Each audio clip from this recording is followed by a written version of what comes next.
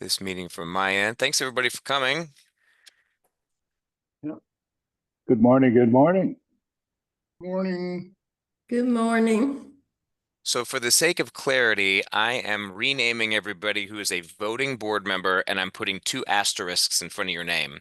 That'll just help us keep track of quorum and voting and majorities. So if you see me rename you, it's not because I don't like your name. It just when you add 2 asterisks and you open up your participants panel, it reorders everybody first, all in a row. So it's really easy to see. So I see an iPhone Peter. Is that Peter Ives or Peter Schwartzbein? Peter Uh, Ives, Pe- I think. Peter Ives is on the line. All right, and that's iPhone Peter. Okay, I'm gonna change your name to Peter Ives, just so we all know who is where. And Peter Ives is in Kauai, Carlo. Thanks for rubbing it in. Well, if I know it, everybody needs to know it, right? It's very dark here. Yeah, that's early. Y'all are like 7 hours, 6 hours ahead Eastern or behind Eastern. So thanks for waking up so early. I will go ahead. It looks like we've got quorum, but I'll go ahead and call the meeting to order. It is 10:32 a.m. Eastern Time on Thursday, February the 6th, 2025. This is our special board meeting, and I'm going to pass this virtual mic over to looks like our secretary is driving, so I'm not Cheryl, driving. you're I have not a driving. driver. You're right. You have a driver. Okay, to our person being chauffeured, Cheryl, to please call roll. Secretary Selby. Absolutely. Thank you, Chair Capua. I'm going to call roll now. Just give me a simple I. Carlo Capua. Here. Sherry K. Park. Aye. Lee Gio. I think he's here. He's just on mute. Okay. Cheryl's here. Jean Bailey. Present. Fatima Benj. Aye. Arbir Basha. I'm here. Pat Aye. Fallon. Here. Pam Foley. Pam. I don't see Pam. Okay. Joseph Forte. I don't see Joe either. I see Joe's. I don't think he's here, but I see his note taker on. But that doesn't count. That doesn't count. All right. Sasha Heppel. I don't see Sasha. Okay. Janet Houston. Aye. Peter Ives. Here. Hi. Greg Jackson. I'm here. Bill Littlejohn. Hi, Jill Sargent. Shamari Maynard. I don't see Shomari. Okay. Meg Matsutani. Here. Mandy Peleas. I don't see Manny. Okay. And we Drew Powell. I don't see Drew. Well, he's no longer on the board. He He's just no submitted longer his on the board, resignation yeah. letter. Yeah. Yeah. Okay. Here. Sikwana Taylor. I don't see Sequana. Larry Ubner. Yeah. Martha Vera. I don't see Martha. Victor Wang. Hi. Christine Warnke. Christine. She's here. She's just on mute. Christine, I'm sorry. gonna ask. There you go. Yeah, Got okay, it. can you hear me? Yeah. Okay, so do I count Pat as part of Yes. quorum? Pat Yes. yes, she's a voting member. Awesome. So I got 1, 2, 3, 4, 5, 6, 7, 8, 9, 10, 11, 12, 13, 14, 15, 16 people. So we have quorum. And I do see I'm about to let Joe in, and Okay. I see Sasha is in the waiting room. I'm letting both of them in. Okay, so that takes us up to so Joe and Sasha. Okay, great. We've got And quorum. for the record, ex officio Fred is on also. Thanks, Fred. All right. Thank you, Madam Secretary. I think I've got everybody from the waiting room in. Okay. So You may have seen Drew Powell submitted his letter of resignation, so we don't need to do that in today's board meeting. We thank Drew for his service. He will continue to stay as a state rep and a member of the membership committee. Next on our agenda is we have two state reps. I'd like to do some housekeeping quickly, and then we'll get into the couple points for main discussion in a little bit. We have state reps. Brenda Franks has been nominated to be a co-state rep of Florida, and Dr. Michael McQuarrie, a co-state rep of California. Is there any concern, questions, or discussion? Carlo, I just want to add that I don't think we've gotten her official letter, but Kathleen Roche-Tansey, a longtime SCI board member and state rep, has retired. And Michael McQuarrie will be taking her place. Thank you, Pat. And thank you to Kathleen for her longstanding service. Dr. Bailey, I see your hand up. Yes, I was wondering, did we adopt the agenda? Adopt the agenda? Yes, I did, because I know there was an agenda that was sent out and it seems like it may be different from what we're doing now. So could we see what the proposed agenda is going to be? Yeah, the again? agenda is the same. I just noted that Drew Powell has submitted his letter of resignation, so we don't need to take action on that. Is that good? Other Okay. than that, we're going to go in the same order. Okay, all Is right, there thank you. any other discussion on approving Brenda and Michael? If not, I'll entertain a motion to approve both. I make a motion to approve both as state Motion reps. by Harbier. Is there a second? Second.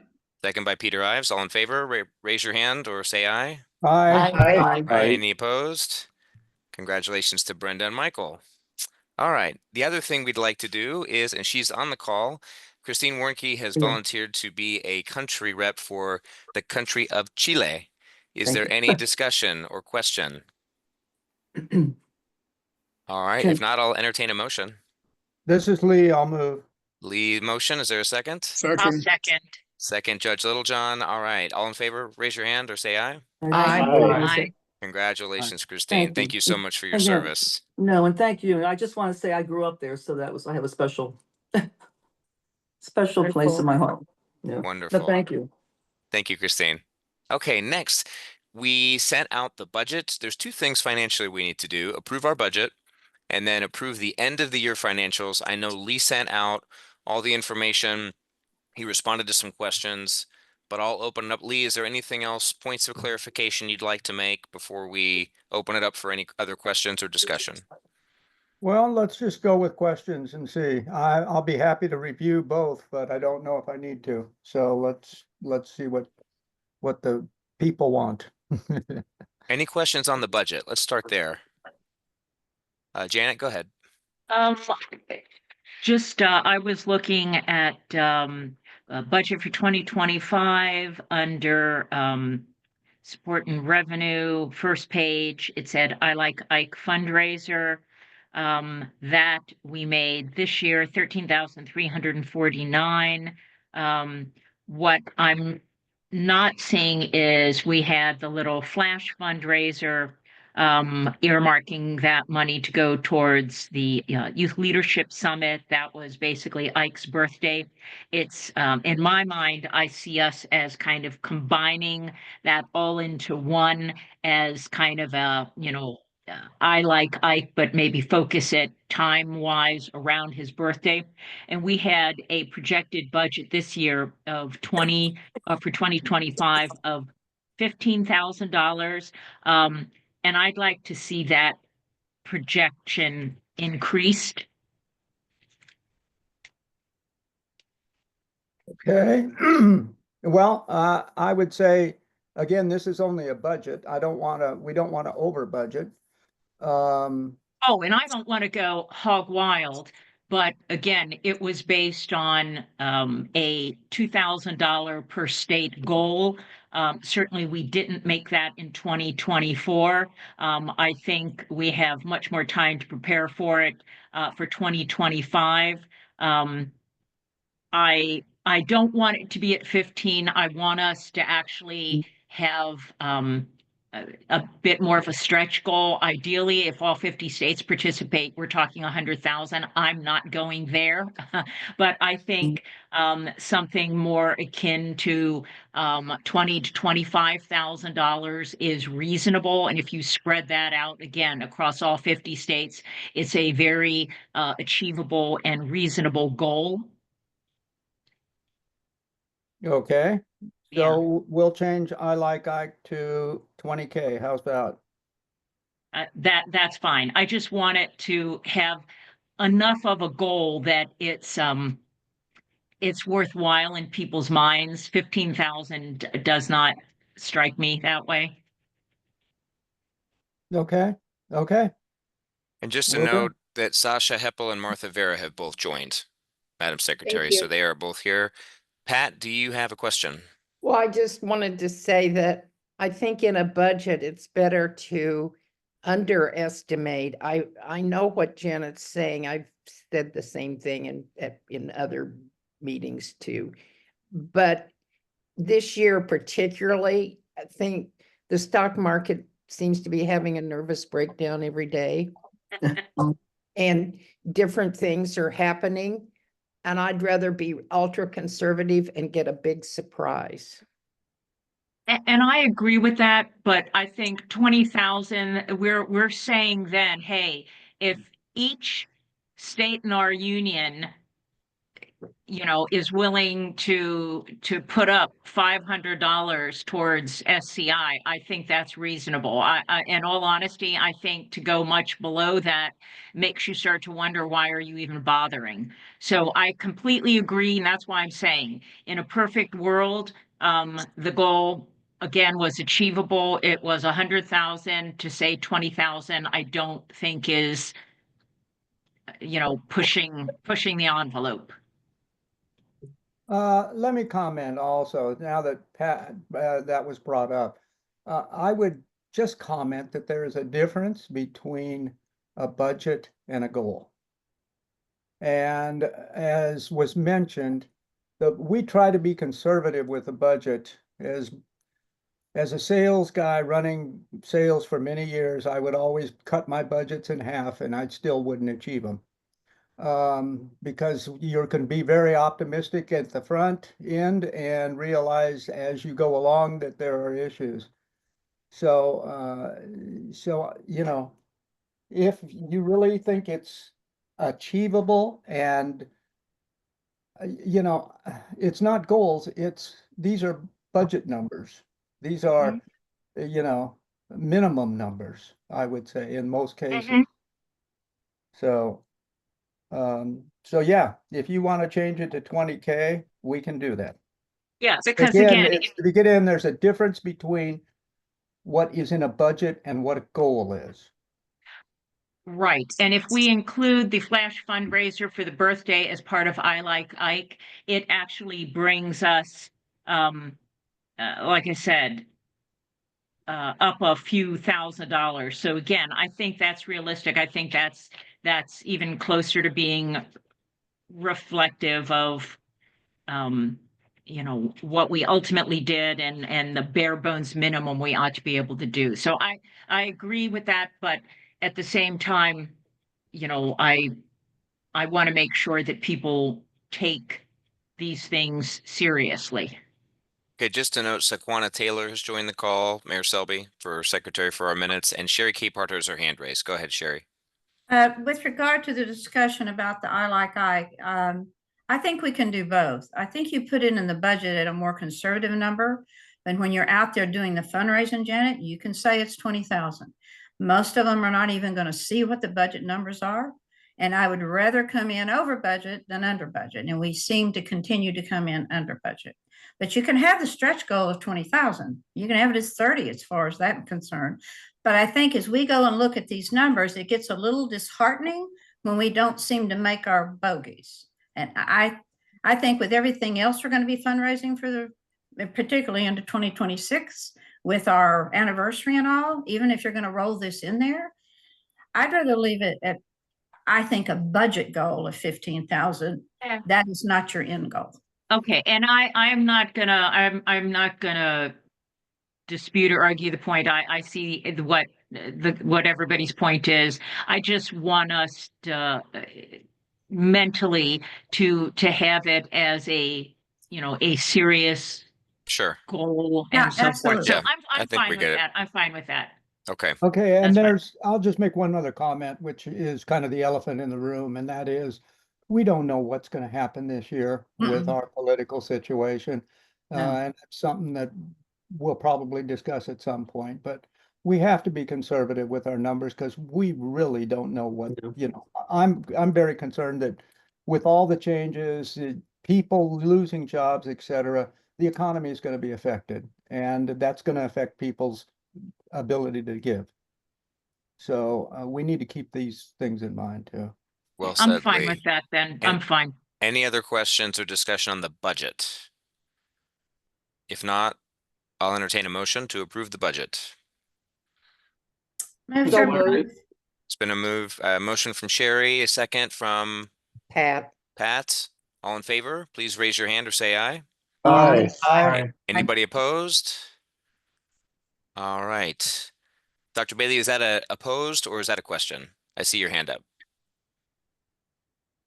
Approving. Approved. Okay, it's approved. Got it. That's just gotcha. That's a legacy hand. No worries. Okay. Let's go to the end of year financials. I know Lee had sent those out as well. Any comments, Lee, or any questions or discussion about the year-end financials? I know you resolved some of the questions via email. Yeah, and again, I could go over it if necessary, but I think it's pretty straightforward. And we've been over it in finance and exec, but I'll be happy to answer any questions. Any questions for Lee about the year-end financials? Sherry? Yeah, Lee, with regard to, and Carla, it may be for you as well. So where are we with regard to our grant for the youth ambassadors? I know we're taking draws from that. It's reflected somewhat in the budget, but where are we right now with that? Ricky, do you want to take that? Sure, I'll be glad to, Sherry. We have made several drawdowns. The first was 175,000 because we were asked to pay $100,000 to the housing entity in Japan. And then I've made three other $75,000 drawdowns, and Clinton is keeping a meticulous accounting of all of the expenditures that have come out of that funding. That includes our contractors like Mamiko, Queen, Seth, Jesse. So that includes payments to them. It also includes the software we had to purchase for the application process. It includes all the advertising we did on the various social media platforms. So I guess my There are question, some other things. how much is left for us to draw down? I would say, just off the top of my head, probably maybe $20,000 or so. But as far as the overall grant, there is more to draw down on. I have just been drawing down for those things that I know I have to pay, at that time. But we also are supposed to get another tranche of funds from Congress now that we're in the new year. But of course, everything is up in the air right now. In other words, they gave us access to half the money during 2024. Then they told us the other half of the funding would come through congressional appropriation in 2025. But I think we're going to have some further conversation about all this later on in the board meeting. Yeah. Well, and I'll just update too. We've all seen kind of the blanket spending freezes on grants, and so we're in touch with our State Department liaison. we've just resubmitted our grant with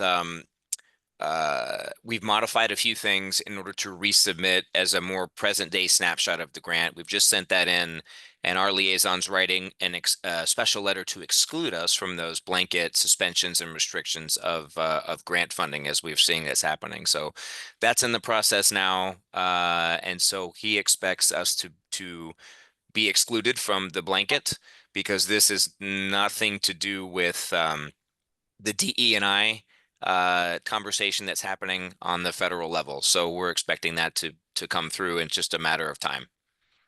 And we Pam. also don't think it has anything to do with the foreign aid discussion that's going on as well. Pam, I see your hand up. Thank you. I think this is really an important conversation to have in relation to the budget in Japan and the grant that we're getting.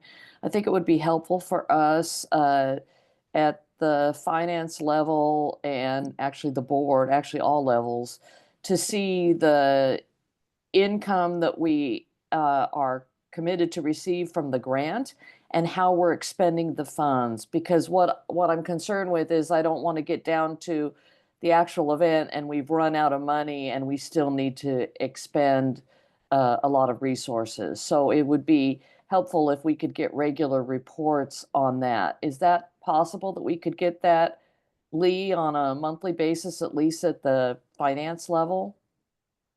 As far as I'm concerned, yes, and I think Ricky, I think that bounce it to you because that's something that I was thinking of also. It is, and we had talked about this, but we haven't seen it, which would be a separate sheet about what is the grant status.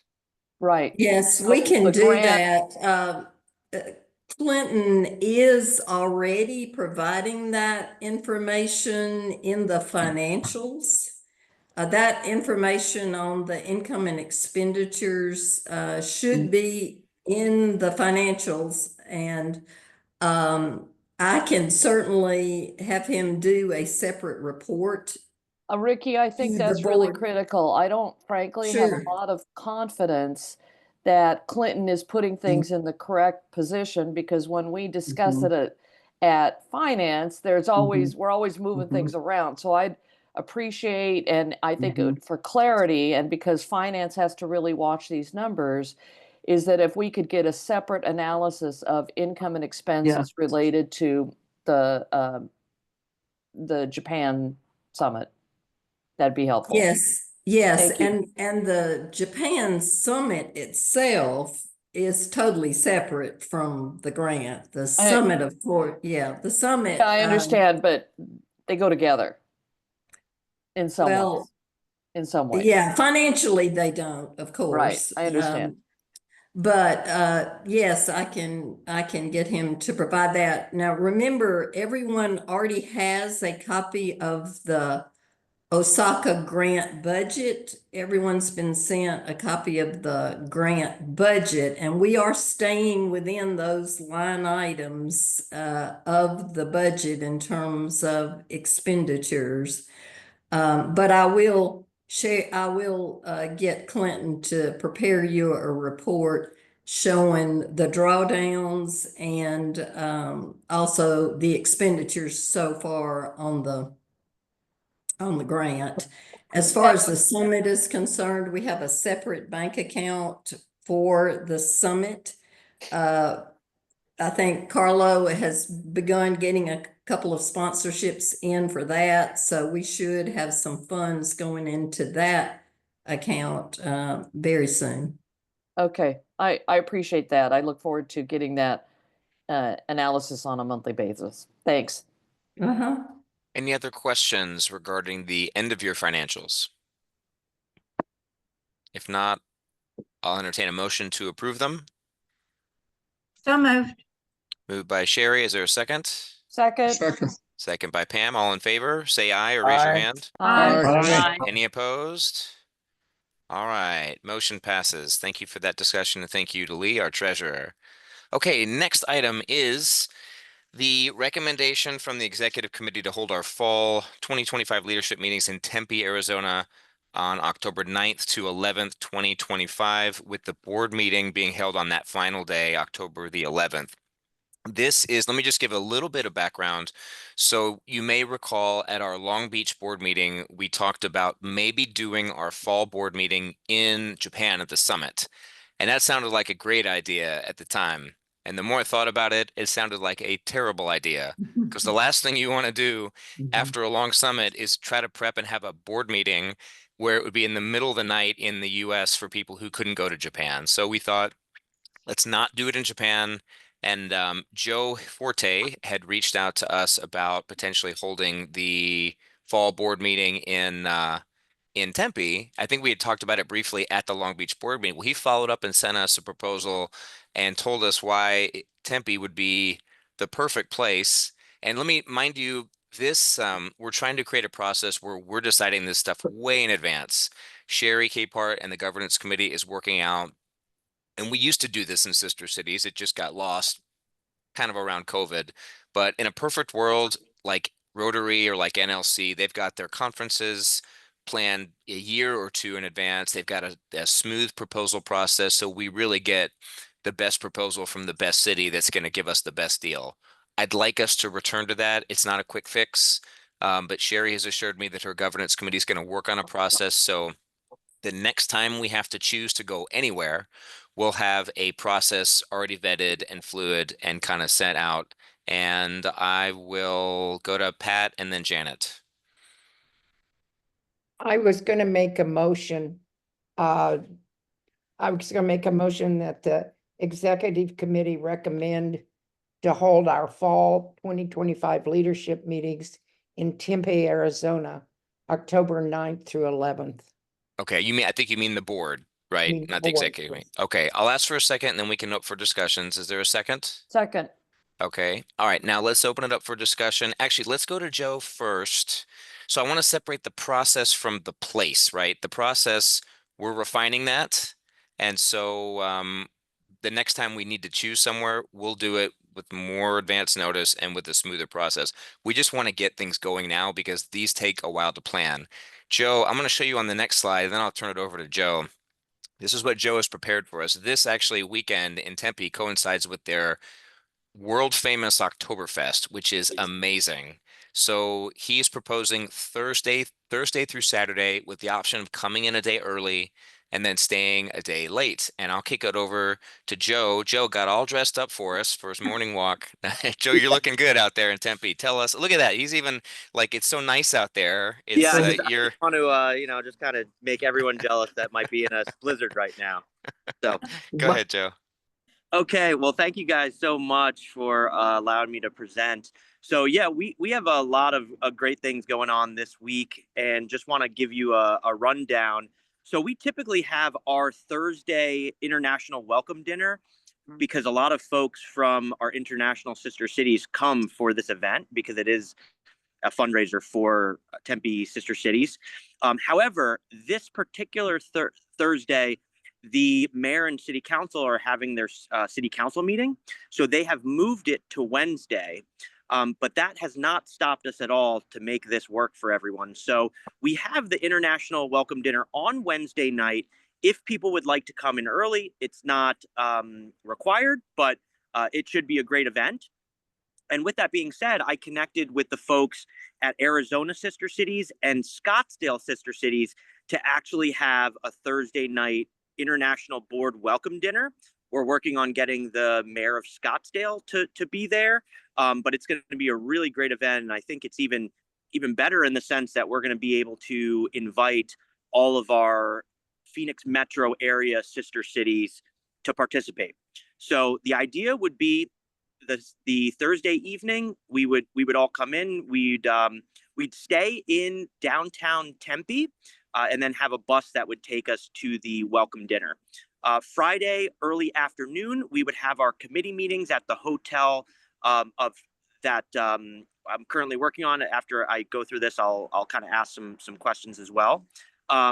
So we'll do the committee meetings. Then the Japanese Friendship Garden is actually in Phoenix. It was gifted from from Japan, from the Japanese sister city to Phoenix. It's a beautiful garden, and I'm actually lining up someone from that committee to really give us like a history lesson of that, which is fantastic because I've been there like 5 or more times and I don't even know the history behind it. So I'm just personally excited. That evening we'll be having the Oktoberfest opening ceremony where they kick off the Oktoberfest ceremony. Typically the mayor and the city council are there, and then also for all of the board and guests, we'll be having a hospitality tent badges. So we'll have a nice place that we can kind of hang out, but we'll really be able to enjoy the festivities. We'll have our board meeting on Saturday, and then with the option for anyone to stay throughout the weekend. It's a 3-day event. It goes on pretty much all day. So there'll be a lot of fun. And yeah, I just think it'll be a great time. The only questions that I have and I'm sure this can kind of go offline, but how many people we might be expecting, because I've already started to engage the hotels in downtown, and that's basically what they need for room blocks and just kind of like what we want as far as the committee meetings. Are we going to need any rooms? The board meeting obviously will need kind of a U-shaped type of thing. But anyways, that's something that I'm sure we can talk about offline with Carlo and Ricky and team. So that's the Thank you, Joe. And I will also mention that I know some people will have just come back from Japan, so it might be difficult to travel. So I've been upfront with Joe and said, Joe, you might not get a whole lot of people in person, as many as usual. But with Oktoberfest, we can reach out and invite other people from other member chapters and cities around the country to join us to maybe make up for it, because I think it's a really exciting opportunity. So I'll pause there. There's a motion and a second, and I see Cheryl has her hand up, and then Janet. Great. Janet had her hand up first. Okay, Janet, go ahead. Oh, okay. Just perhaps a point of clarification. In Long Beach, I thought that we had not just discussed it, but then actually sort of taken a vote on having the meeting in conjunction with the Japan thing. So again, I can't swear to that. But somewhere we should have a record. And okay, so and it looks like it's not just me, but I do remember us having a discussion because Joe, no offense to Tempe, but Cincinnati does, and for decades has had the largest Oktoberfest outside of Germany. So if we're going to do Oktoberfest battles, I think I got you beat there, pal. But anyway, so that I think is a point of clarification, because certainly if we did vote, that I believe would make this just a little bit more complicated. We didn't vote. If you remember, I know Sherman had said that Arkansas might be interested. You had said Cincinnati might be interested, and Joe had said Tempe might be interested, but we did not vote on the location because we didn't know what was going to happen. I think we had talked about, I had asked, would anybody be interested in going to Japan? Who's going? And most people raised their hands. And then we thought maybe we'll explore that, but it would not be a good idea for a number of reasons that I mentioned at the beginning. Okay, so definitively we did not, that there was no motion made and we did not vote. Correct. All right. Mayor Selby. Sure. I just want to bring up some of the concerns I have about these membership meetings in general being off-site out of DC. The additional expense of flying staff and housing staff, meeting staff, it adds up. And I think we're still kind of in a hole from Long Beach. I mean, that was almost a debacle as far as expenses. And so what is Tempe going to put up as far as sponsorships, and are they going to help offset some of these expenses? Because we continue to just sink all this money into offsite meetings, including in Tacoma, right? That put us in a hole too. So I think fundamentally, financially, we need to really look at whether we're going to be doing all these offsite board meetings. It's very expensive. It's also just very expensive for people to travel. We're going to be in Fort Worth in July. We're going to be, people are trying to get their budgets together to get to Japan. And then we're going to come back, and a month later, we're going to all, end up in Tempe. It just doesn't seem sustainable financially for this organization, and just the bandwidth of our staff to pull all these off. I sound like a crank, but you just were talking about how vulnerable we are now with the federal situation as far as our state grant. So where's this money going to come from? Who's going to pay for this? Joe, do you want to respond as far as I know one of the things we had talked about, Joe, was you helping find sponsors locally. And I will say also that since we don't have an annual conference anymore, our members crave that in-person touch No, we point. do. We have a And summer conference that's annual. That's our annual meeting. Yeah, that's different though. We used to have that big annual conference where people came to a conference. This is more of an annual business meeting, and in people's minds, it's emotionally and logistically a lot different because we used to get hundreds of people for the conference. So I think this was an attempt to see people face to face, which we've realized if you don't see people face to face, you lose that personal connection and people do not renew their memberships. So So what's Fort Worth? What's Fort Worth then? Isn't that a face-to-face annual meeting? yes, that's a face-to-face annual business meeting that we do. We're required to have 3 board meetings a year, and they're typically all in person. So yes, that's another touch point. Like, I see Sequana and then I see Janet again. Sequana, go ahead. Hey, good morning. Thank you for calling this meeting. Happy New Year and everything to everybody. Yeah, I'm glad you cleared it up too, because I thought we had at Long Beach stated that we would do it in Japan. So I was trying to figure out and make sure I made my way there because we were having the meeting too. I kind of do feel like if we're and everybody may not, if we're going to Japan, then we're going to Arizona. Might just be a little tight for me, but if there's an option for a Zoom, then I'll be able to do it. Another question I was going to ask, if a majority of people was going to Japan, could the one in October, if we needed to, by bylaws, have that meeting be a virtual meeting? But like I'll stand and go with the majority with that. I just wanted to be said too, if it's like back to back, for me, one would probably have to be in person and one would have to be by Zoom. Just given at this state, I think we have a lot of other things going on. Thank you, Sequana. And yes, you are welcome to join any of these meetings virtually. We don't expect you to go. For those that go to Japan, we know it's hard to travel again, and so we don't expect you to come, but we'll have a hybrid option available. Janet? All right, thank you. Sure thing. Janet? okay, I just want to piggyback off of what Cheryl said. I'll be honest, I agree with everything that she has said for virtually 100%. If we are trying to have more of a conference feel to any of our meetings, then I agree. It should be the required annual meeting that's going to be taking place in Texas this year. Plus, we are trying to encourage hundreds of people to come to the summit in Japan. So in 2025 alone, you've got 2 touch points where we can encourage member cities, anybody that's been involved with sister cities over the year to come. It makes more sense to promote those 2 gatherings than create yet another one. And this is not at all a reflection or a negative comment about Tempe. It could be any place in the country that you'd be talking about for October, and I would feel the same way and make the same comments. It is no reflection on them and their ability to do anything.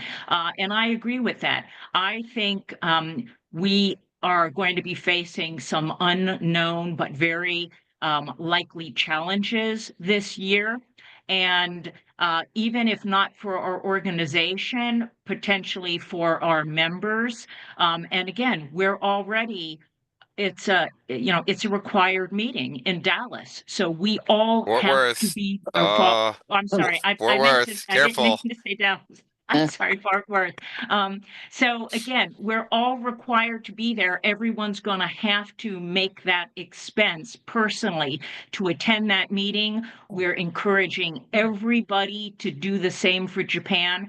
I just think, I think what we're asking is unreasonable and unsustainable. So Jan, just point of clarification, no one's required to be in person at any meeting except if you're running for the board. Okay, just want to make sure. I know strongly encouraged, but not required. Ricky, I see your hand up. Yes, thank you, Carlo. I think one thing that we can certainly do to address the concerns about any leadership meetings that are outside of DC, and we have talked about this, and that is making sure that we have a competitive process for selecting a city to host one of these leadership meetings. And I know that Sister Cities has done that in the past with conferences, is make the selection process competitive with the cities each committing to a certain level of sponsorship. Which we have not been doing, over the past, I don't know how many years. But anyway, I do think that would help. And I do think Joe has made a commitment to do fundraising for this particular meeting, if that gives you all some level of comfort as far as the expense of it. And I just wanted to bring that up, that I think that is part of our ongoing process for the selection of cities in the future to host these meetings, would be a financial commitment from that city. Any other questions, discussion? Greg, go ahead. Yeah, just real quick, I want to say, I know for one, I can't go to Japan. I think it's important to have meetings in places other than DC. I mean, I love DC, but I think if you go there constantly, it becomes a little, it becomes the same thing over and over again. I think it's important to see our other cities. For me, it's been hard to attend some of our conferences in person because they always fall in the middle of the week. And I, like many others, have a full-time job.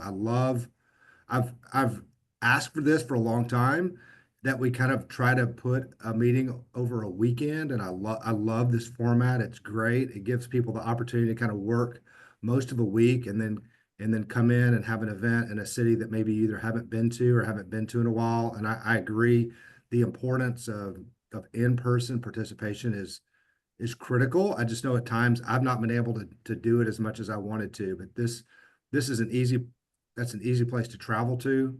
Of course, there's going to be a little additional expense for staff to travel, but everybody else has to travel anyway. It's kind of over a weekend, which I think is a wonderful format. And I just wanted to kind of take the other side, that I think this is a great idea and a great format. Thank you, Greg. Sherry. I'll be real brief, but everything that I'm hearing is exactly why governance has this next on their agenda to do. And I come from the background with NLC, which is exactly what they've done. Now, with regard to their summer program, they always go to the chair's home. So that's not a competitive process. Their spring one is always in March because they go up on the hill to lobby. But their biggest one, which is always in the fall, is highly sought after across the nation. They get all kinds of interest, a lot of commitment. They also pick up a lot of corporate sponsors for that because it's so well attended. They have fewer of those than we do, but they have committee meetings. So I was chair of ITC, so I was responsible to have an ITC committee meeting somewhere out of DC. And it wasn't competitive. The committee decided, and we would ask for volunteers, and we would have to raise the money and so on. So anyway, I just want to let you know that I hear you. I've been saying this kind of since I got on the board because that's the background I came from, and we have to do it for our own future and stability. We have to do this. To all the comments I've heard, we don't have deep pockets. and we have to live within our budget, as we've already said. Thank you, Sherry. Okay, so if we can, maybe we'll keep our comments brief because we have another topic to talk about after this. Go ahead, Lee. Yeah, no, thank you. I just wanted to kind of echo what had been said by Greg to some degree. And also I wanted to clarify, as mentioned, we can, well, so many of the events are leadership events, which are only board and related people, number one. I enjoy going to other places, and I think many of us do, and it gives us an opportunity to attract some of the members from those areas that we go to, depending on how we conduct that meeting, whether it's considered just a leadership meeting or whether we're trying to pull in other people. But I think the bottom line for me is it's not required. I can get online. So for those who are travel restricted, online works. So thank you. Thank you, Lee. Any other discussions, questions, or I'll entertain a motion? There's a motion on the floor. Oh, sorry, there is a motion. Okay, all right. There's been a motion and a second to hold our fall leadership meeting in Tempe, Arizona, October 11th, with the leadership meetings between October 9th and 11th. All in favor, please, let's do a hand vote. If you're in favor and you're on camera, please raise your hand.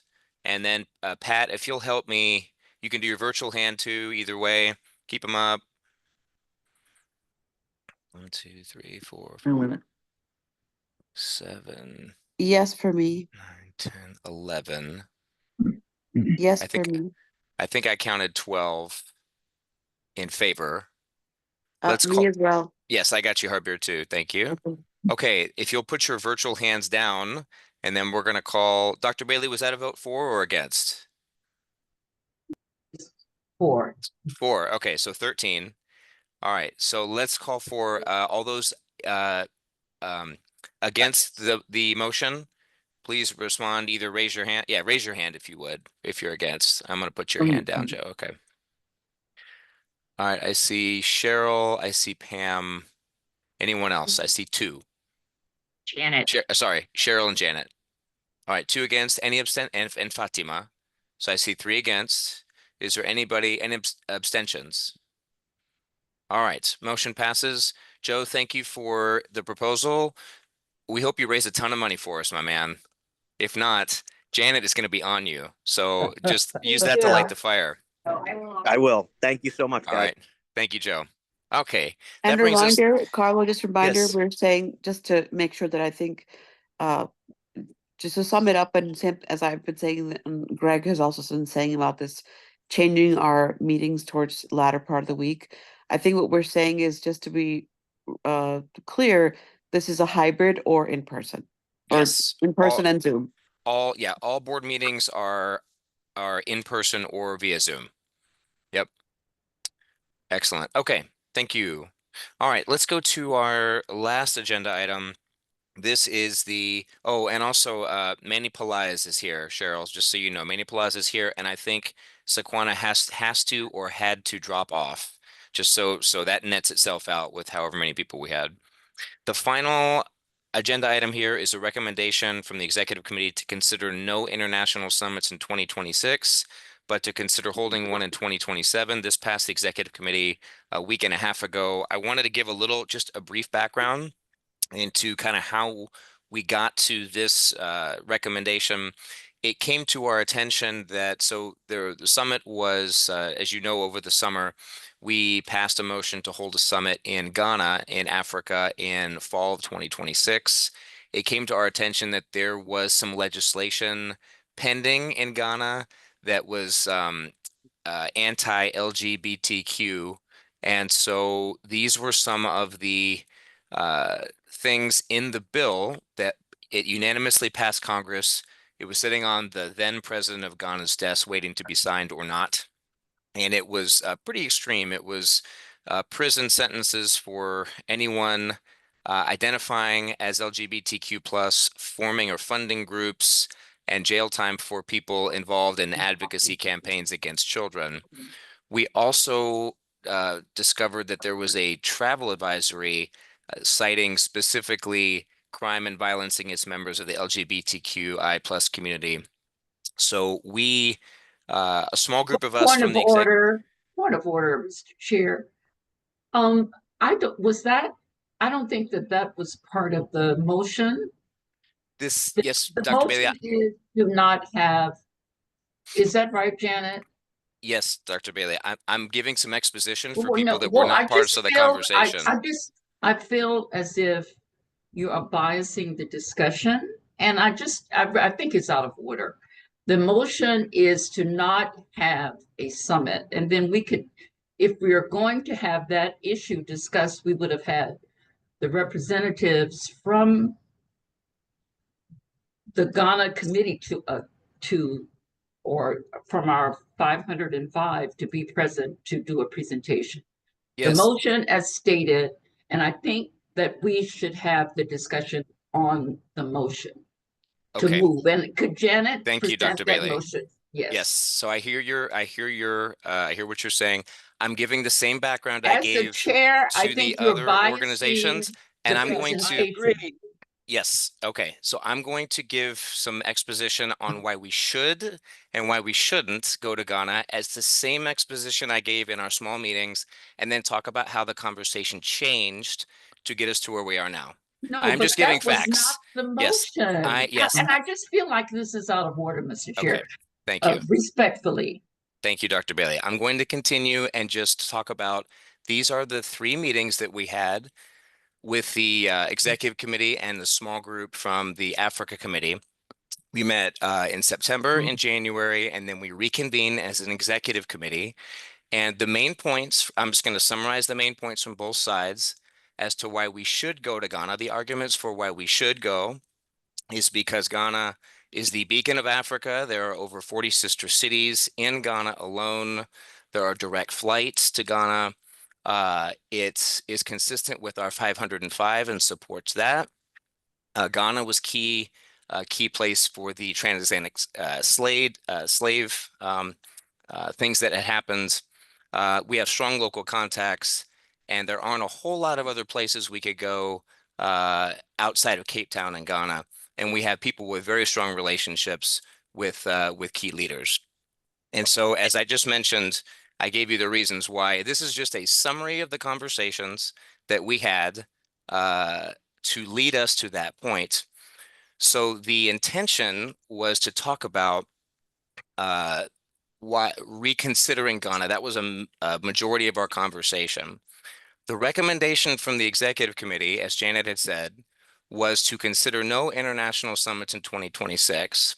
And so this is where the conversation started to change. And Janet, I'll give you just a moment briefly to tell us, because you were the one that made this recommendation, and I'll give it to Manny, and then I'll give a few more comments, and then we'll open it up.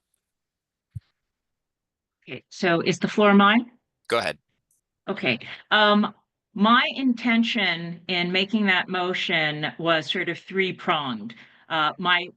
My first thought was the fact that in 2025, as we've just discussed, we have a lot of things going on. We have a large international summit in Japan that we are promoting.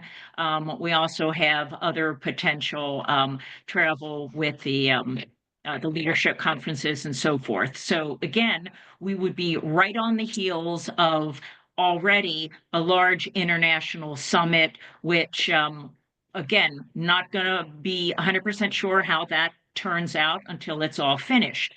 2026, it turns out, and it's something that, again, talk about the elephant in the room that we haven't mentioned, is going to be the 250th anniversary of the United States. It's also the 70th anniversary of Sister Cities International. So while that has not necessarily been discussed, I think those 2 events obviously should take priority for us in that anniversary year. And then thirdly, as Sherry mentioned, governance is working furiously to put together policies and procedures, protocols for any conferences, either domestic or international, that we do. So in many, many, many, many ways, it seemed like the intelligent and prudent thing to do to delay any international conferences, meetings, anything that sister cities would be hosting, to not do anything along those lines in 2026 at all. And that was my goal. Thank you, Janet. All right, I've got Manny and then Fatima. And if we can limit our comments to like a minute, that would be great because I know some people have the hard stop at the top of the hour. Go ahead, Manny. So I would rather make sure that the organization put on quality summits in a way that guarantees three things. One, cash flow. At the end of the day, if we're not cash flowing on these summits, we're doing it wrong. Number two, maximum attendance, right? And number three, that we are giving our staff sufficient runway to be able to execute on these things so that they're excellent. And whether it's in Ghana or not, I also think it's important to remember we vote with our dollars. And we are an organization of values, and there's lots of different places around the world that where we can go and celebrate those values and reward those countries with our dollars for living up to certain human rights standards. And so I'm not allergic to picking and choosing based on whether or not our country destinations are walking lockstep with some pretty basic values that I hold dear. And so anyway, those are my comments. Thank you, Manny. Fatima. And then we'll go to Dr. Bailey. Fatima, you're on mute. I got you. Yes. But I'm just saying, I'm watching this shit. Okay. Hey, Lorna, we can hear what you're saying. Hey, Lorna, we can all hear you. Okay, Lorna, Lorna, talk. we He's can all talking. hear He's you. asking for you to talk. Say, talk. I think we're picking up someone's conversation on the phone. So go ahead, Fatima, you're next. Fatima, you're up.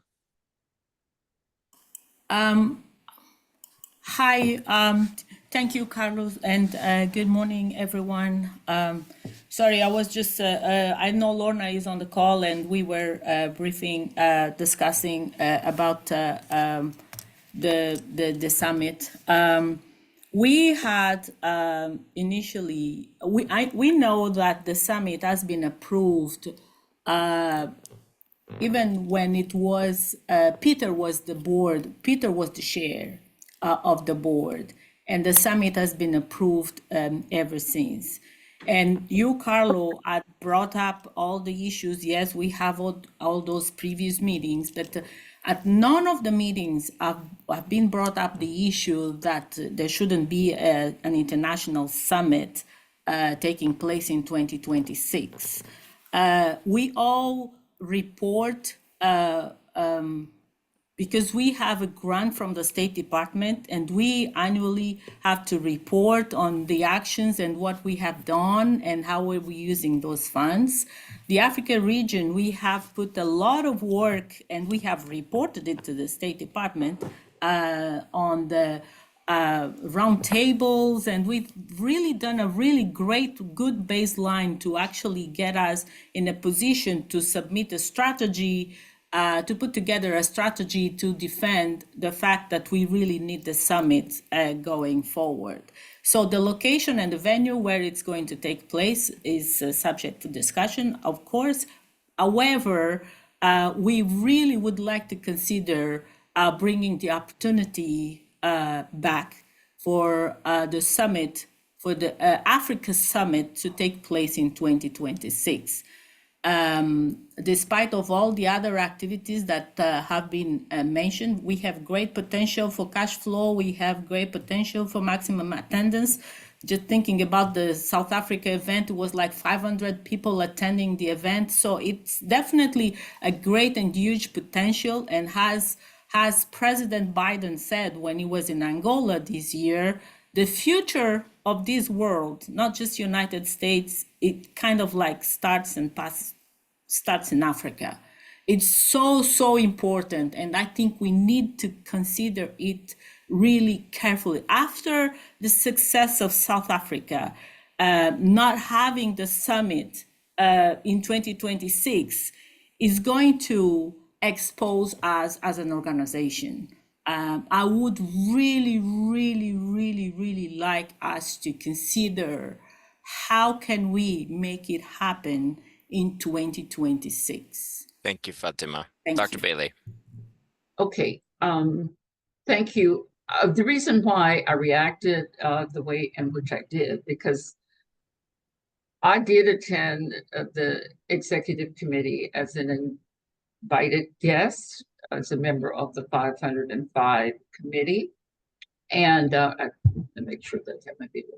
And I had to leave early, but it was my understanding that the debate or the consideration about the venue, the location of the summit was not considered in the motion. It was the main focus for this motion was to defer the summit because of the reasons that were articulated by Janet to 2027.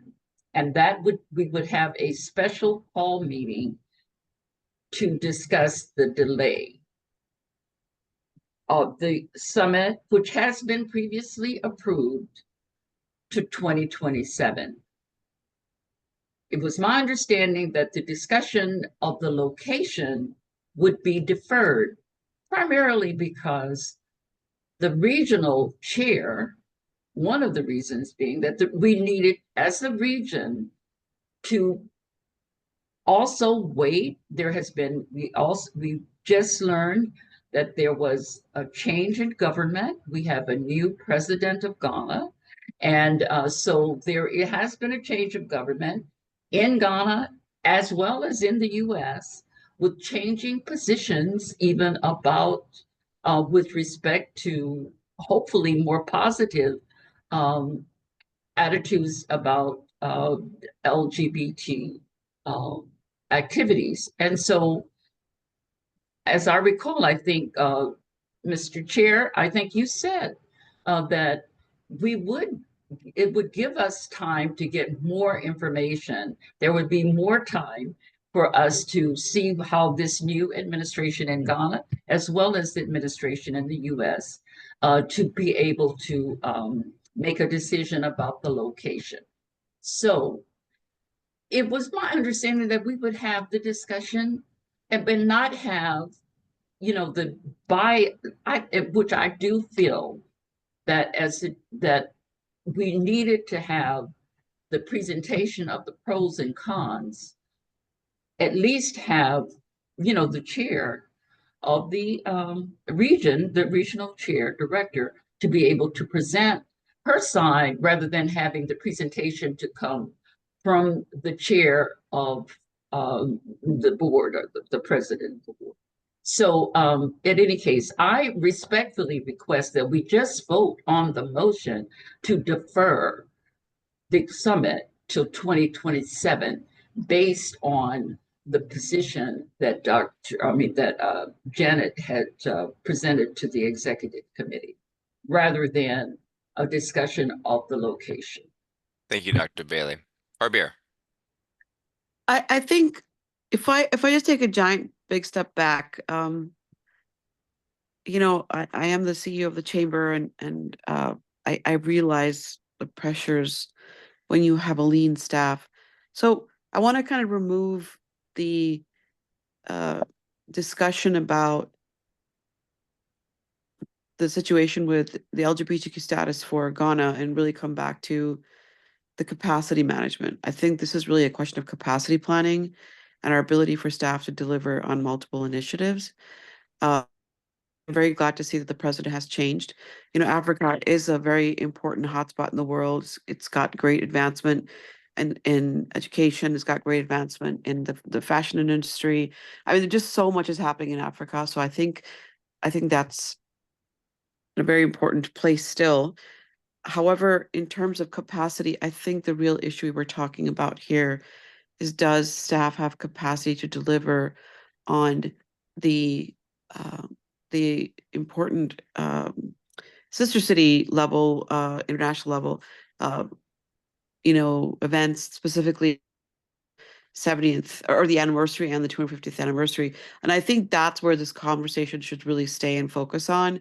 And that is where I think the doctor just also said that let's focus on that so we don't confuse two different conversations. So if that's the case here, I don't think we should be discussing whether it's about Africa or whether it's about the staff's capacity to deliver on the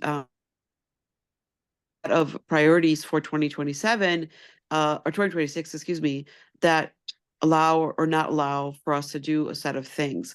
I think that's what we need to really be focusing on here. What is the capacity for the staff to deliver, and what is out of the scope for the staff to have the capacity to deliver due to the constraints of resources and what's happening in our government. I'm actually very concerned even for the existing for the 2026 for the existing funding that we get, that what will our staff look like in 2027 or 2026?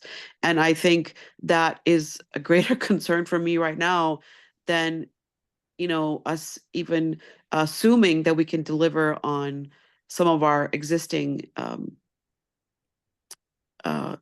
goals. So I just would like to make sure that I speak to the objective point of view here and hope that we can all look at this objectively about the change in the Trump administration. What does that mean for our office, our staff? Number two, what is the capacity of our staff to deliver on the existing goals we have?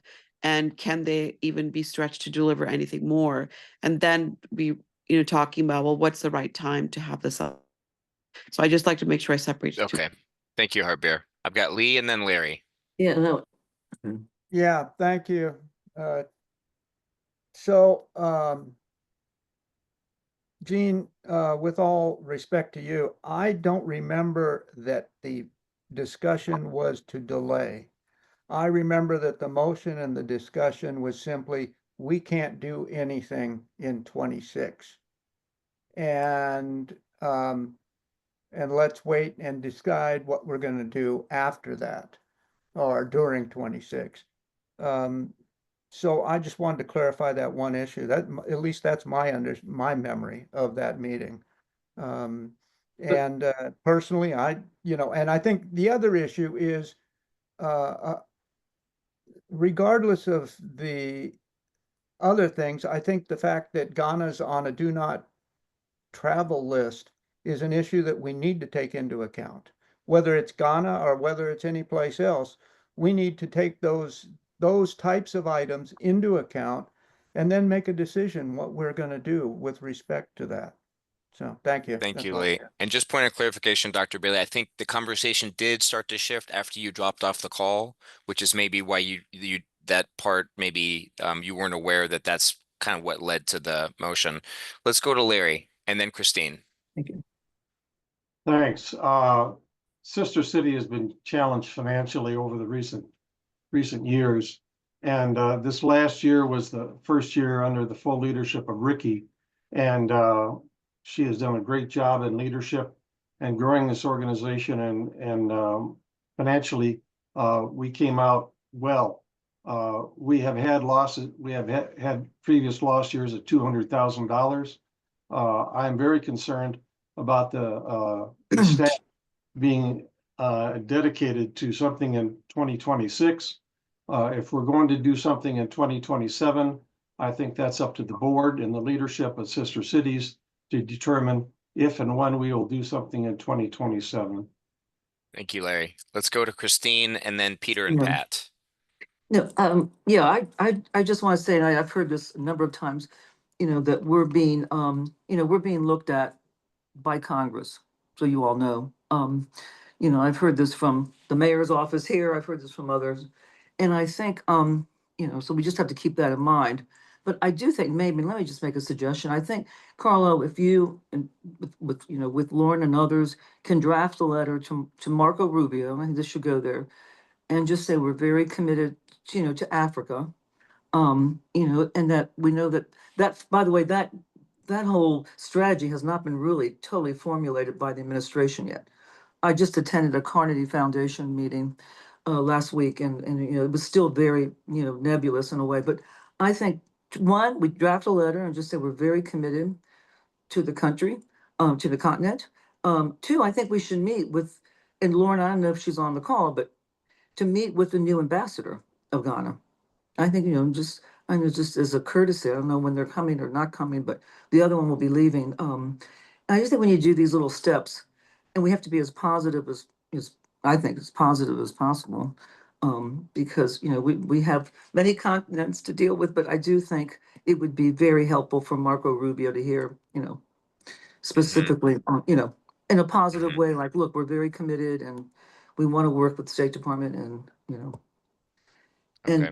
and pass that around to every member in the Senate Foreign Relations Committee in the House.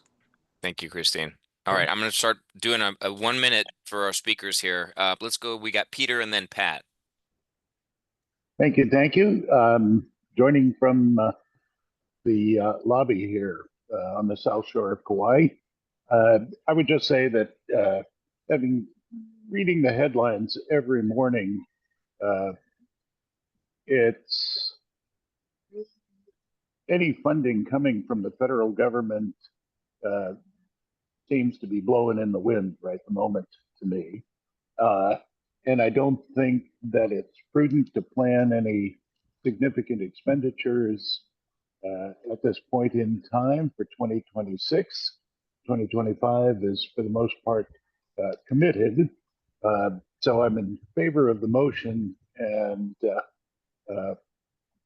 I think the fact that it aligns with our anniversary and whatnot provides a perfect opportunity to try and invite people to the United States, as opposed to having us travel overseas, where, again, the funding to me just is not a sure thing in any way, shape, or form at this point in time. So thank you, Peter. thank you. All right, let's go to Pat.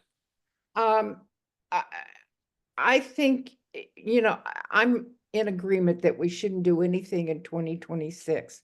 I think our future is at this point very unstable.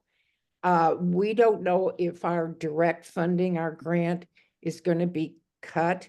At this point, it looks like the leadership in Congress is definitely wanting to trim the budget. I mean, they say that constantly. So there will be cuts made. Some of these cuts are going to will directly affect the states and in turn affect our local governments. The local governments which support our sister city members, one of the first things to always go, and I've been here long enough to know that the one thing that's first to go for a lot of these local programs is paying their sister city international dues.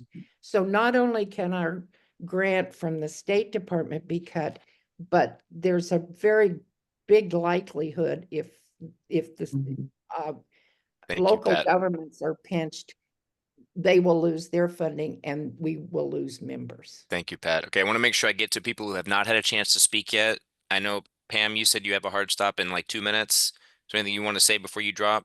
Sure. I actually support not doing anything in 2026 for all the reasons articulated, that economically this may not, our future is not certain with our funding, and the government is in such disarray, let me say that, right now, that we can't know how it's going to affect our local government. And to Pat's point, as a city council member who has to make up a $60 million deficit at San Jose, we may be looking, we're not talking about sister cities at this point, but it's a very real reality that we might take a look at not funding some of these programs, and because we have to protect our programs in the local level. So for all the reasons that have been already articulated, I support the a recommendation from the executive committee to not hold anything in 2026. And that's really from cash flow, attendance, and really staff capacity. Thank you, Pam. Thank you. Thank you. Okay, before we go back to Dr. Bailey again, is there anybody who hasn't spoken who would like to say something? Go ahead, Dr. Bailey. Yes, thank you again for the opportunity. As a member of the avid member of the Africa Committee 505, chair of South Africa, where we had the original summit. I concur with the recommendation. I know that it is a lot of work, and as I indicated, uncertainty as to for the new administration. But I would like to also advise the committee that the regional committee has made that the commitment to having a conference. We will we're responsible for the fundraising. We will be developing a major plan to submit to the committee, to the board, and also we will be retaining, in terms of a staffing, a management firm as similar to what we did in San Antonio, in order to be able to convene the conference when we do have it, which we understand would not be in 2026. So in other words, we appreciate your support. I'm in agreement with the moving it to 2027, but we would definitely stand by Thank you, Dr. Bailey. desire Okay. to have the conference in 2027. Thank you, Dr. Bailey. Okay, Fatima, I don't think Sherry has had a chance to speak yet. So Sherry, go ahead. My point is brief. Sorry, Carlo. I think it's just Go ahead. if we concur to have the event in 2027, I would like, because the tendency of the board is sometimes we approve things and then we revert, we go back to something different. If we have to, could we please amend the recommendation to say to consider an Africa International Summit, if it's possible to add Africa, because we know as part of the strategy and pro, we've been discussing other potential summits in Europe or somewhere else. So I think would be one of my requests to the board to consider adding Africa to the motion that we will pass today. Thank you, Fatima. Carlo. Thank you. I see Sherry, and then I know Lorna would like to speak. I see in the chat. So Sherry, you're up next. Yes, Carlos. So thank you. I think as a point of clarification, the motion that was voted on by the exec committee is a recommendation. And that motion does not have to be identical to the motion that would be made by the board. It's a recommendation to the board. And Carlo, if discussion is ended, I'm prepared to make a motion, or I can hold off. Well, anybody can make a motion at any time, and then we can open it up for continued discussion, which may be good because then we know we're discussing something a little more specific. Okay, all right. So I move that Sister Cities International will not have a summit, conference, meeting, or event outside the United States in the year of 2026. I second that. This is her beer. Okay, so there's a motion can you repeat that motion one more time, please? Certainly. Sister Cities International will not have a summit, conference, meeting, or event outside the United States in the year 2026. I make no reference to 2027 at all, because 2027 is 2 years away. I don't know what our position will be. This is only dealing with 2026. Thank you, Sherry. I'm going to put that in the chat just so we can see the verbiage. Sherry, feel free to correct it if there's anything that needs to be corrected. Okay, sure will. There's a motion and a second, and we'll pick it up where we left off. Lorna, we have 1 minute. Good morning, everyone. I just want to reiterate there were two issues, and I do think, with all due respect, Mr. Chairman, bringing the issue of Ghana up early on in this discussion affected this discussion. Discussion is not to have any conferences, summit outside the U.S. in 2026. I think as Dr. Jean Bailey has said, and as Fatima has agreed, we're okay with that, considering the others. Whether we have it in Ghana or not is a separate issue. But putting up if we're going to discuss Ghana, we need to discuss Ghana, not the issue of whether or not the summit is going to be in 26 or 27. And I like to remind everyone, particularly some of us on our committee, including Dr. Bailey, Fatima, Rhonda Pierce, we have worked extremely hard with the staff to make sure that our activities for the Africa region is included in the report we give to the State Department. That is being used. Our CEO is going to Denver to talk about the Africa region. So we can't have it both ways, where we're utilizing our work to make the organization look strong, but we don't want to embrace an opportunity that we're coming out of organically of having an event. I'm not talking about whether it's 26 or 27. So I just like to mention that, because at one level, whether the State Department withholds funds or it doesn't, we are still very much have been included in those activities. Thank you, Lorna. That SCI is looking to promote that we've done. Thank you, Lorna. Okay, other discussion, comments? If not, No, Would you let me, put the could I motion just- up there, I please? see.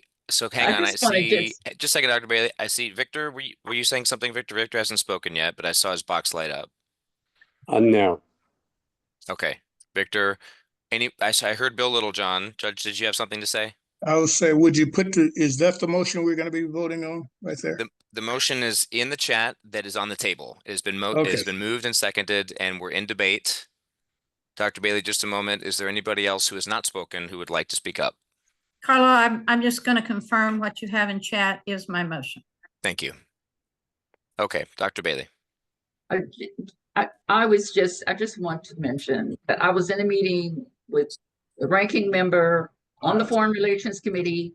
1 in 4 people on Earth in 2020 and 2050 will be from Africa. We have to recognize this as Sister Cities International, that we have to give proper respect to Africa. We need to have the conference in Africa. I vote in favor of the motion of moving it to 2027. Okay, now just for point of clarification, the motion is not to move it. The motion is not to postpone. The motion is just not to have a summit, conference, meeting, or event in 2026 outside the US. I just want to make sure that we're clear on what we're voting on, that motion specifically. Lee. Yeah, just a point of clarification. When we say conference meeting, the way I heard it was conference, comma, meeting. Correct. Correct. And if so, then what is the definition of meeting? Does that mean that nobody from Sister Cities is going to Africa to have a meeting? No. That means we SCI will not have it. So SCI is not going to commit to do anything in 2026 outside of the US, whether it's an event. That doesn't mean if we are invited to go to something, we don't go. Well, SCI is not going to sponsor it, organize it, own it, and be responsible for it. So in 2026, we do nothing except within the US in 2026. So can I make a friendly amendment that we just say that we Yeah. will not host a summit conference? Right. Yeah, that's clear. So there's been amendment made, motion to change the word have and replace it with host. Is that correct, Javier? Yes. Okay, Sherry, do you accept that as a friendly amendment? I'm Javier, do you think that encompasses it all, or can we still go to a meeting over there and it be on our dime? But we're only going to host it. Somebody else is going to organize it. Somebody else is going to promote it. Somebody else is going to advertise it. What do you mean by host? Okay, so I think, look, the further we're digging into this, we're looking for a greater precision. And I think the whole point of this conversation was that we are not having the capacity for our staff to organize a conference or a summit overseas. And I think it's very important if somebody is going to speak on behalf of to do a assessment in a location, Right. that is different than our SCI staff Right. having any involvement in or hosting or organizing a summit or a conference overseas. Yeah, that's, yeah. Okay, so Sherry, is that a friendly? So the motion is to replace have with host. Host Host meaning or we are organize. host Yes. or organize. Sherry, is that a friendly amendment? Yeah, I'll accept that amendment. So if, in so Okay, doing, I've got it. to host or organize a summit conference, you need commas in there. Yeah, I gotcha. I'll edit it. So Conference, I'm typing meeting too or event. fast. All right, here we go. Okay, There it is. but I want to make sure that everybody's in agreement that's about to vote one way or the other on this, that we understand what that means. Yeah. You know, if Carl gets an invitation to go to wherever and he's going over to do the business of SCI, we're not responsible for where he's going, right? I don't want us to have the thought that we are going to do anything outside the US, that it's an SCI event, that we're not going to do any events, whether we're organizing, hosting them, planning them, sponsoring them, or anything. I just thought the word have encompasses everything. When you start annotating it, then you kind of open yourself up for, well, does that mean whatever?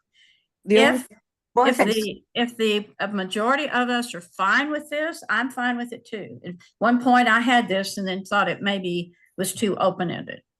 Okay, so the amendment has been adopted to the motion. Change it to host or organize, meaning own or be the sole owner and organizer and planner. This does not Correct. preclude us from attending an event if No. we are invited, because we are not owning it, hosting it, or organizing it. Right. So I It's make not sure our that's clear staff for everybody. committee. Yeah, want to make sure everybody's clear on that. And with that, I accept the amendment. All right. So And we have the then whoever seconded my amendment, my motion? And I don't. that was, I think, Harbier. Yes. Harbier, are you okay with that amendment as well? Yes, I'm the one who proposed the You're the one who amendment. proposed it, and you're the okay. Yeah, So I think she is very much in favor. I know Okay. it's early in California. I just want to make sure you're awake. And you know, I Thank hate you you, all for doing that, Harbier. right? All And right. thank you, Harbier, for that clarification, because it seems to resonate better. So thank you. Okay, so we have a motion on the floor. There's been a second. I'm going to call for a vote. All of those in favor of Sister Cities International not hosting or organizing a summit, conference, meeting, or event outside the USA in the year 2026, please either raise your virtual hand, raise your flesh and bone hand. Actually, raise or say aye. If you can't come on camera, say aye. I'm counting, and Pat's going to help me count because Cheryl is off. Aye. Aye. I heard aye from Victor. Pat, did you get your count?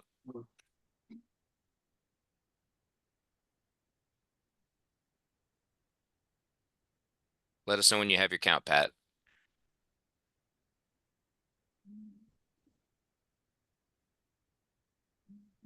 I came up with 14 with the vote.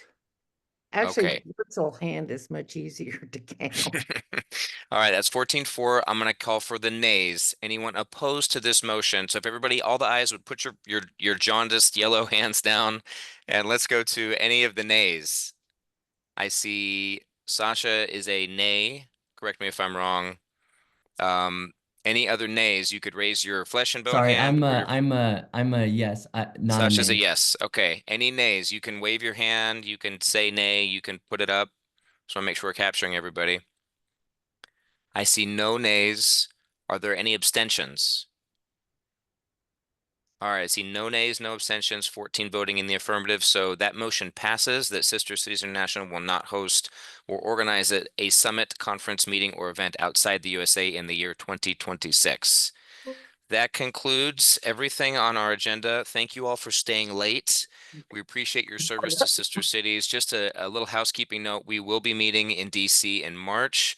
I know Ricky and Carrie and staff are working on the final details for that, along with hotel information. So we'll also be doing the big announcement for the Japan Summit soon. So stay tuned for that. And I see Manny Pillai's is the best dressed man in San Antonio and on his phone and has a comment. Go ahead, Manny. Close us Yeah, I out. just wanted to give you all some good news. I spent 10 days in Bogota and Medellin on a Sister Cities trip.